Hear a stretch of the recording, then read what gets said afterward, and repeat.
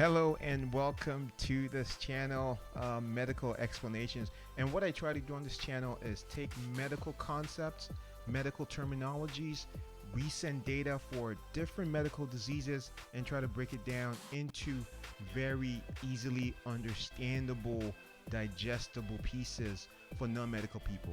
I hope you enjoyed today's show. Guess what? I just got vaccinated this weekend. And I'm going to tell you what my experience was, but especially go over the data that led to the approval of one of the COVID vaccines. I'll also talk about the effectiveness, the safety.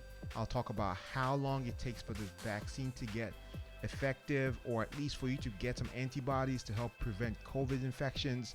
And hopefully, after listening to me, you get swayed one way or the other into getting the vaccine. So let's get down to business. Okay, so if you like what you hear today, feel free to subscribe down below. I welcome any feedback from you. I also welcome any thoughts on what topics I should cover and what kind of research data you want me to break down for you.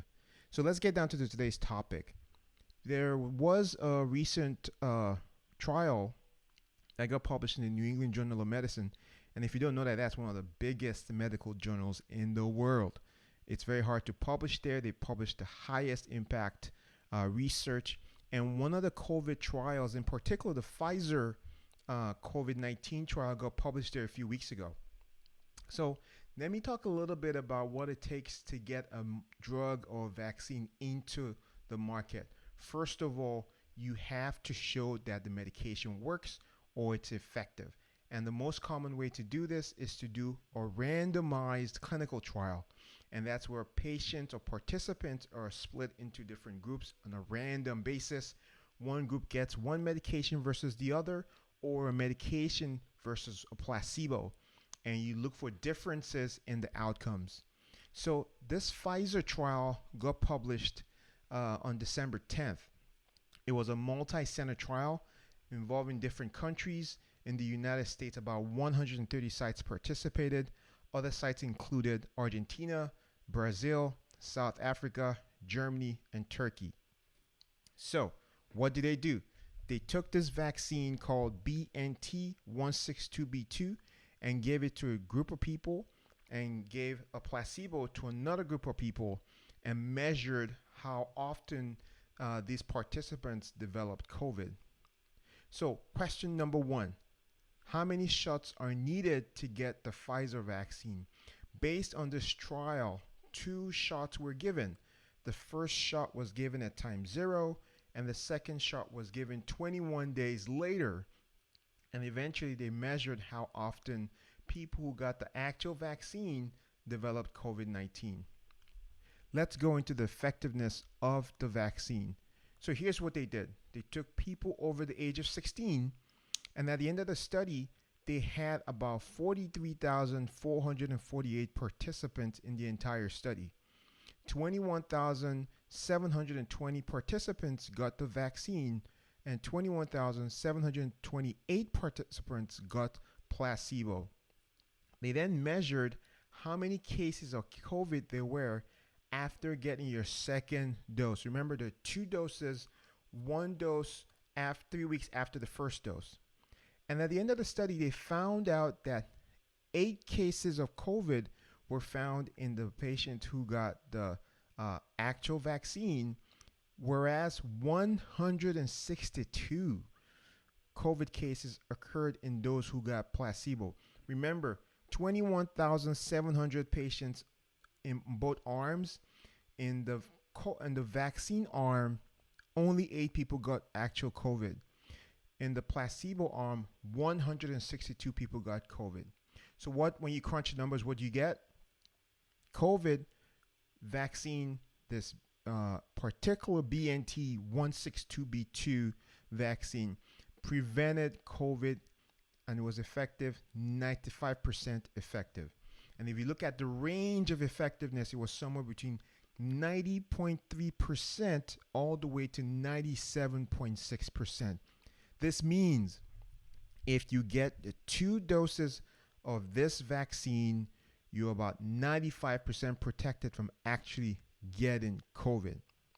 They also showed that of the 10 cases of severe COVID that occurred in this study of over 43,000 people, only one occurred in the vaccine group. And that's pretty darn good.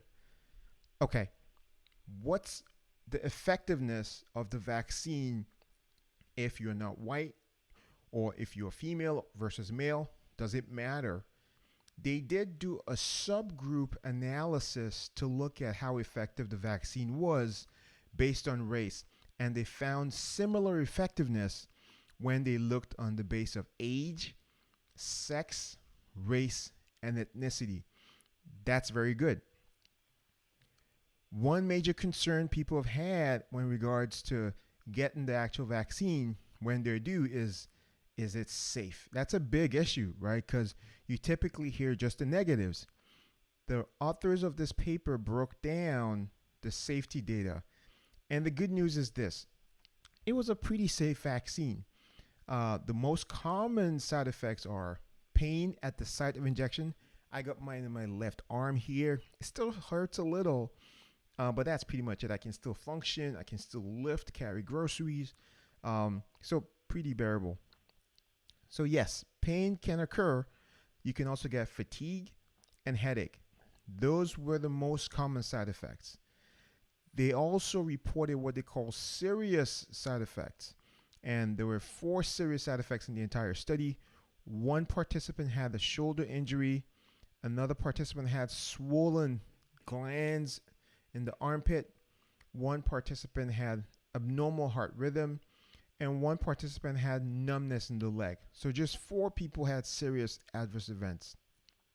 So vaccine is pretty safe, at least in the short term. Question: how effective is the vaccine after the first dose? That's very important because, listen, I got my first dose this weekend.